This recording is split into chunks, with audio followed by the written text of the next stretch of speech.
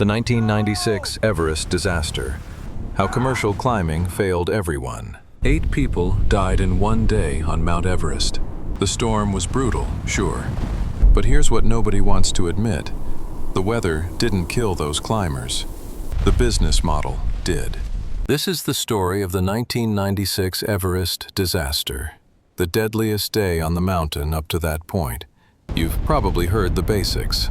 A surprise storm, tragic deaths, heroic rescues. But the real story isn't about nature's fury. It's about what happens when you turn the world's most dangerous mountain into a commercial product. When clients become customers. When guides become competitors. When the summit becomes the only thing that matters, because that's what keeps the money flowing. May 10, 1996 wasn't a natural disaster. It was a man-made catastrophe hiding behind a blizzard. The setup. By the mid-1990s, Everest had become big business. What was once the domain of elite mountaineers had transformed into a guided experience for anyone with enough money and determination. 2 companies dominated the market. Adventure Consultants, run by New Zealand's Rob Hall, was the gold standard. Hall had an incredible track record. 39 clients summited between 1990 and 1995 without a single death. His reputation was impeccable. The other major player was Mountain Madness, led by American climber Scott Fisher. Fisher was the opposite of Hall's buttoned-up professionalism. Charismatic, laid back, the kind of guy who made climbing Everest seem almost fun. Both companies charged around $65,000 per client. Both were targeting the same narrow weather windows. Both needed successful summits to stay in business. In spring 1996, they both had expeditions on the mountain at the same time, along with several other teams. The South Col route, the most popular path to the summit, was going to be crowded. That crowding would prove deadly. The clients, the people paying to climb Everest in 1996, weren't elite athletes. They were successful professionals with money, determination, and varying levels of actual mountaineering skill. On Hall's team, there was Doug Hansen, a postal worker who had failed to summit the year before and was back for a second attempt. There was Yasuko Namba, a Japanese businesswoman trying to complete the 7 summits. There was John Krakauer, a journalist writing an article for Outside magazine. On Fisher's team, there was Sandy Hill Pittman, a New York socialite who was documenting her climb for media coverage. There was a mix of experienced climbers and relative newcomers. These weren't people who could navigate Everest on their own. They were paying for experts to get them up and down safely. That dependency would become a fatal weakness. The competition problem. Here's what people don't talk about. Rob Hall and Scott Fisher weren't just colleagues sharing a mountain. They were competitors fighting for market share. Successful summits drove future business. Clients who reached the top would tell their friends. Media coverage of successful expeditions attracted new customers. A single bad season, deaths, failures, bad press, could destroy a company's reputation. This created a subtle but dangerous pressure.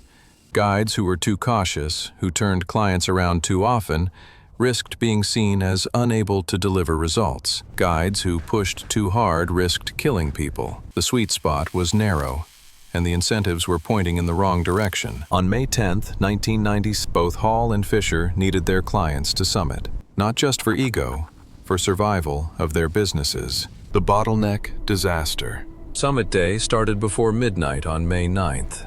Over 30 climbers from multiple expeditions were heading up in the dark, all aiming for the same weather window. The plan was simple.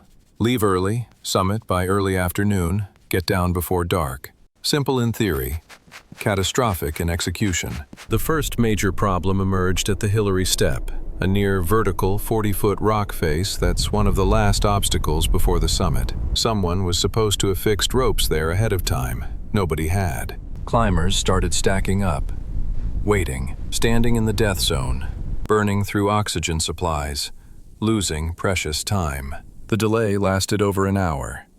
By the time climbers started moving again, the schedule was already blown. This is what happens when multiple commercial expeditions try to share a mountain without real coordination. Everyone assumes someone else is handling logistics. Responsibility gets diffused. Critical tasks fall through the cracks, the turnaround that never happened. Both Rob Hall and Scott Fisher had turnaround times, a predetermined deadline after which climbers must turn back regardless of how close they are to the summit. Hall's rule was 2 p.m., absolutely firm, no exceptions. Except on May 10, 1996, there were exceptions. By 2 p.m., several climbers hadn't yet reached the summit. Doug Hansen was still climbing, so were others. The turnaround time came and went. Rob Hall, the guide famous for his strict rules, stayed high on the mountain with Doug Hansen, who summited sometime after 4 p.m. Scott Fisher summited around 3:45 p.m., already exhausted and showing signs of altitude sickness. Why didn't the guides enforce their own rules? Theories vary. Client pressure, business considerations, the emotional investment of watching people so close to their dreams. Whatever the reason, the safety protocols that existed specifically for situations like this were ignored when they mattered most. Around 3 p.m., the weather began to change. Clouds rolled in. Wind picked up. A massive storm system was moving toward the mountain. Climbers who were already descending found themselves caught in a whiteout. Visibility dropping to zero. Wind howling at 70 miles per hour. Temperature plunging to negative 40 degrees. Navigation became impossible. Climbers couldn't see the route, couldn't find their camps, couldn't find each other. The storm was severe. But storms on Everest aren't rare. They're expected. The entire point of turnaround times and careful scheduling is to avoid getting caught in exactly this situation.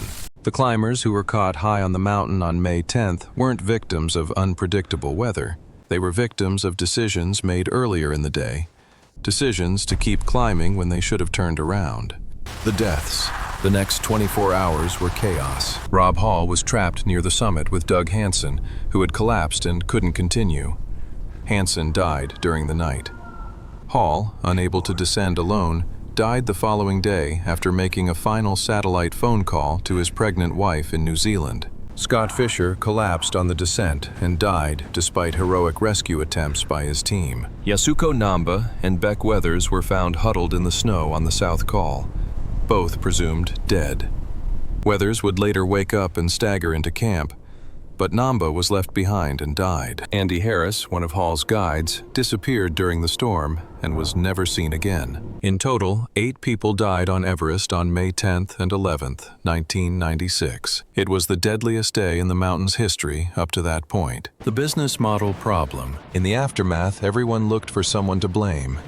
The storm, the guides, the clients, individual decisions, but the real culprit was systemic. The commercial Everest model that had developed through the 1990s was fundamentally flawed. It created financial pressure to summit. Guides needed successful climbs to attract future clients. Clients had paid enormous sums and expected results. Everyone's incentives pointed toward pushing forward rather than turning back. It put inexperienced climbers in deadly situations. People who couldn't navigate Everest independently were dependent on guides whose judgment was compromised by business considerations. It created coordination failures. Multiple competing expeditions meant nobody was truly in charge of route preparation, weather monitoring, or crowd management. Critical tasks got overlooked because everyone assumed someone else would handle them. It prioritized individual achievement over collective safety. Clients were paying for their own summits, not for the welfare of the group. When things went wrong, people were left behind because they weren't anybody's responsibility. What changed and what didn't? The 1996 disaster sparked intense debate about commercial climbing. Books were written, documentaries were made. Rules were proposed. Some things improved. Weather forecasting got better. Communication technology advanced. Some expeditions adopted stricter protocols. But the fundamental business model didn't change. Today, Everest is more commercial than ever. More climbers, more money, more pressure to summit. In 2023, a record number of people summited Everest. The lines at the Hillary Step are longer than ever. The oxygen bottles pile up. The bodies of climbers who died decades ago remain frozen on the mountain, landmarks for those passing by. The lessons of 1996 were learned, and then mostly forgotten, because the money is still flowing. And as long as clients are willing to pay, guides will be willing to take them up. May 10, 1996 proved that when you turn a mountain into a business, the business will eventually demand its payment in human lives. The storm was real, but the disaster was built by human hands. If this story made you question everything, watch the next one. It goes even deeper.